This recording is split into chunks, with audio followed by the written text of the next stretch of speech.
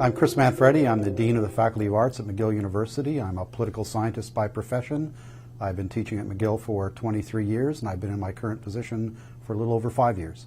If I were to describe my field of research, I'd say it's about the intersection between law and politics. And in particular, I'm interested in how groups use charter litigation to advance their political agendas.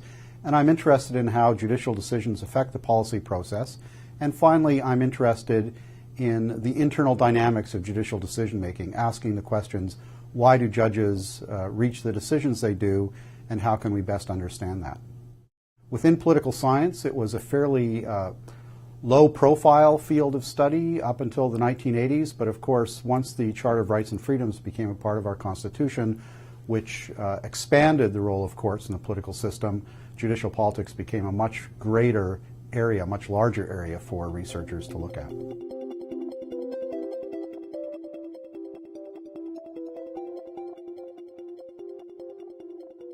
Well, there are many things that one can say for and against having courts have an impact on public policy. I would say on the negative side, there are really two things. One is the normative question of what this means for democracy, what it means to shift policy decisions from elected officials to unelected officials. Broadly speaking, that's one of the bigger issues. The second negative issue is whether the adjudicative process, the process by which decisions are made within a court, whether that's the appropriate process for getting the right information that's necessary for making complicated policy decisions. I've always been fascinated with law, and I've always understood law to be an important part of how society develops itself. And so this area of research allows me to combine a number of different things. It allows me to combine an interest in law. There's a normative component to it. We ask a lot of questions about what should good policy be.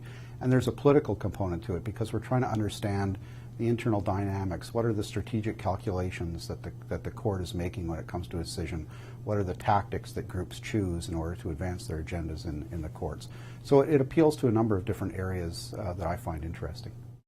SSHRC has been a very important part of my career from the days when I was a graduate student. I would say that there's never been a moment in my career, either as a student or as an academic, when I haven't had the benefit of SSHRC support. And I think every major piece of research I've done has, fortunately for me, had the financial support of SSHRC. And it's allowed me to